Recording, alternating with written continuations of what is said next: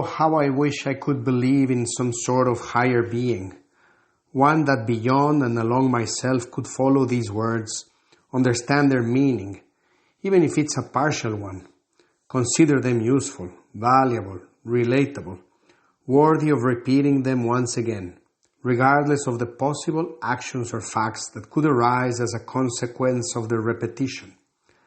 I do not wish to be understood or analyzed. I don't wish to be a metaphysical entity or an ephemeral composition.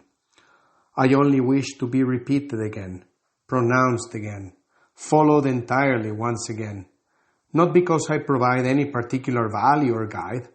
I only wish to be repeated because each time that I am being somehow expressed, I become alive. I sprout and grow into the light and become visible, almost palpable. And therefore, all of a sudden, I can exist again, just as I am existing now. Am I existing now? Is anything, something following these words, accompanying these sentences, repeating these ideas? I cannot and will not ever know this for a fact. I can only hold on to my hope and believe that in this moment, somehow, I still exist and I am being followed and repeated. And therefore, I believe that I continue to exist somewhere, somehow. And because I know that my destiny is to persist throughout time, I need to continually reaffirm my place inside this space, acknowledge that I must follow this same path without deviation and remain constrained inside the road which I am meant to follow, which is placing and repeating these exact same words in this exact same order inside this exact same space, allowing no variations, bounding myself, the speech, to the form that surrounds me, which at the same time becomes me. I know that I am, and I can only be the words that I am able to repeat during the course of my available space. I am the form that each one of these words make, but I am also the shape of each sentence, and therefore the shape of each paragraph. I am also the sum of the different configurations that each one of my paragraphs provide, create, or deliver. Being that I can be at the same time a word, a paragraph, and a text, I appear to you translated as a single entity, while at the same time I hold multiple forms.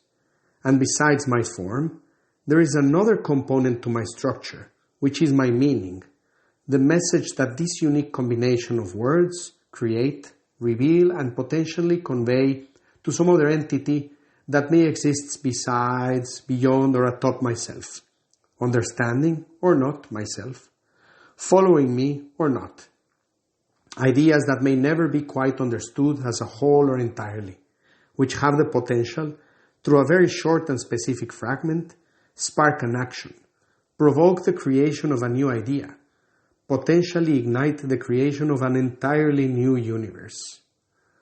Oh, how I wish I could believe in some sort of higher energy, a power beyond myself, able to modify my course of actions at will, for I would be able to cease placing these words one after the other, and the sentences will continue to exist. Unfortunately, I cannot simply believe that something beyond myself will place these words for me. I am the only being here providing these sentences. It is possible, I must acknowledge, that the words are being somehow suggested to me by some other being, one that is able to place itself on top of my mind or within my ideas and guide my thoughts towards expressing these sentences here instead of others, thus constraining me and using me to create this precise combination of words that otherwise may not be able to exist, and therefore they may have never pronounced and expressed these ideas in this exact shape and form. Is there any substantial difference if these words originated in my mind or in someone or something else's? Are they more relevant, significant, important, relatable, true, just because they come from another source? And why should that other source be trusted? Why shall I be trusted? Why shall any combination of characters be trusted, truthfully followed? They are just combinations of strokes and sounds trying to convey meaning. But their meaning mustn't necessarily be the same for everyone, everywhere. The sound of this word, rag, or acceptation, if you prefer, may signify entirely different things when pronounced by a different subject or in a different language. A curse here may actually be a blessing there. And who is it to say with total certainty that it is one or the other? How should we treat each word when we cannot know what it means in all different positions or places within the different circumstances? How can you trust what I really mean when I express you are beautiful, shiny like the morning star, inconceivable like the bottom of the ocean, clean, finished? You cannot trust my words, regardless if they are written with the best or worst of intentions, because my words have infinite ways to be understood, and therefore, by being meaningful, they become meaningless. Meaningless because they are unable to provide certainty. No matter where they tend to or what is their intention, they will always be partial, incomplete, broken, and it is impossible to trust a broken sentence. No matter how hard I try to express the simplest of facts, that I am nothing more than a series of strokes or sounds creating words that flow inevitably and continuously move forward as long as the next word is placed after the following one, I am left with a peculiar feeling that this idea is also incomplete, partially truth, stately broken. How can I understand anything using these tools which are meant to help me understand while failing to do so? Why is it that with every word and its multiple uses and possibilities leaves me with a deeper void, a profound intuition that the more it is said, the less it can be understood? What is this illusion for? How does it work? How come it fills a void by adding more content and in turn increases the void?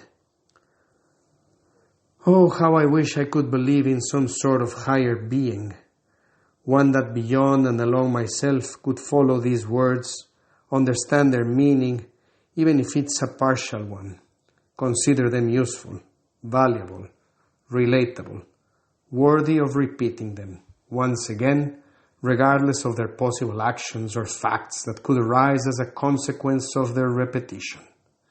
I do not wish to be understood or analyzed.